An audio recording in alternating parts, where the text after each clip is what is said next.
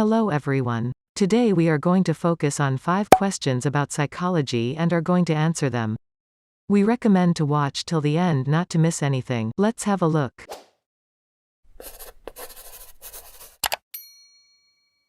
Number 1. Why do we fall asleep while reading a book? Think about your position while reading a book. You generally lay down or on a comfortable chair or couch. Maybe because of daily works and routine, we generally read books close to our sleep time. These are not the only reasons. Reading a book is not a simple process, it is quite a difficult one. It is not something to be taken lightly. Your eyes are constantly scanning the page. Your brain is constantly trying to understand and interpret the sentences coming from your eyes. Consider it like this. If you read a book for 30 minutes, it is like you constantly talk to someone or listen to them for 30 minutes. For instance, you do this in the class. This is one of the reasons of most people fall asleep during classes. Chances are you feel asleep if you do something tiring in a comfortable position. If you want to be able to read for longer periods without falling asleep, I can suggest you to read in a comfortable but not very comfortable place, not to dim the lights too much, and not to read right after meals or close to bedtime. Also, if you find it difficult to read a book, I recommend that you read it more frequently by breaking it into smaller sections rather than reading it until you pass out in one sitting. But, whatever you do, be sure to read. No YouTube video can give you what reading does, I can guarantee it. Number 2. Why do people fetishize certain objects or limbs? This is a really difficult question and the reason is not fully known because it is still a very understudied field. But I think the most plausible one is that we are conditioned to associate fetish objects with the reward that comes after that fetish,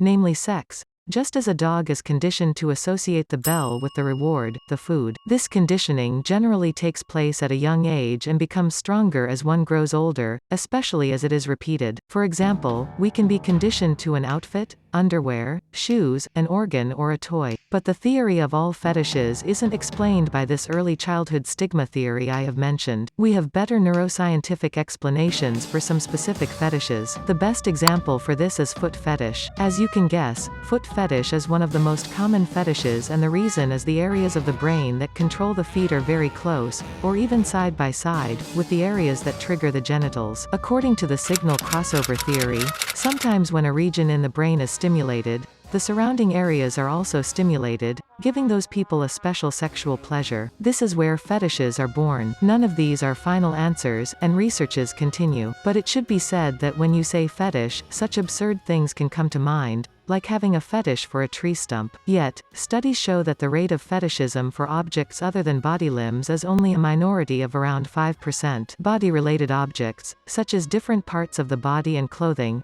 account for a whopping 63% of fetishes, while fetishes like being under the yoke of another person such as the master-slave relationship, make up 18% of all fetishes. But we still have a lot to learn about it. Number 3. How is our musical taste determined?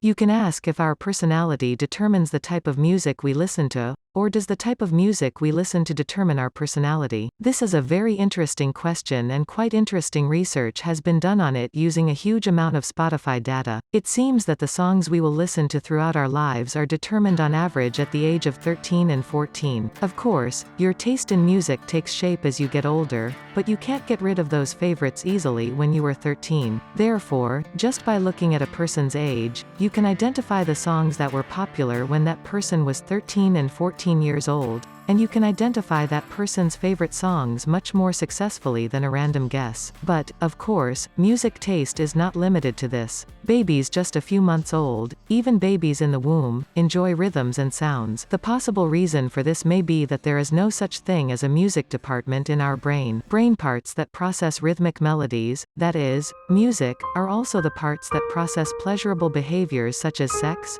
food, and drug use. Therefore, rhythmic music gives us pleasure, and as our culture and the things we enjoy change throughout our lives, our taste in music continues to change. This shapes our personality as a whole.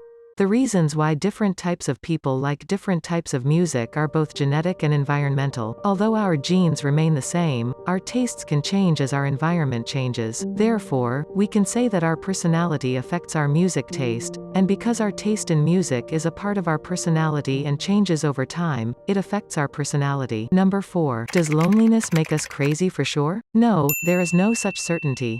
As we mentioned earlier in our Being Happily Asocial video, Some people tend to stay away from society since they have an introvert personality. These people can live a very healthy life in the huts they built on the mountainside or in the forest. Of course, there may be some behavioral changes due to long-term loneliness or the exoticness of the environment. However, these are not categorized as psychiatric disorders unless they cause harm to the society or the person. On the other hand, of course, if a person is forced to be alone, or if the cause of loneliness is other underlying psychological problems, being completely isolated from society can cause very serious psychiatric problems. That's why, for example, the one-man cell thing in prisons, especially keeping people here for weeks, is completely inhumane. As we've talked about so far, human beings are a social animal. Therefore, social isolation, especially for people who do not want this isolation, is a very serious problem. For example, the main problem with manned Mars missions is not technological constraints or anything. How do we manage to send two people to Mars in a tiny capsule for 6 months, and then leave these incredibly isolated people alone for months, without disturbing their psychology? That's the main issue.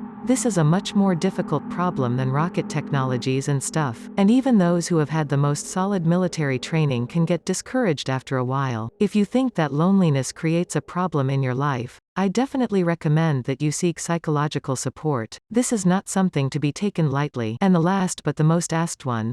Can IQ be improved? This is such a good and a difficult question to answer since IQ is still a controversial topic in science, but the short answer is both yes and no. If you put your mind to improving your IQ, you can increase your IQ by a few points, especially by practicing memory training, cognitive control exercises, and more importantly, spatio-temporal reasoning, such as visualizing a three-dimensional object and rotating it 90 degrees. But the problem is that if you don't keep practicing, your intelligence tends to drop to its previous level. In my opinion, instead of just aiming to raise your IQ, it may be more beneficial to focus on activities that can reinforce your ability to use your intelligence and turn them into a hobby. For example, you can solve puzzles. You can improve your vocabulary by reading books.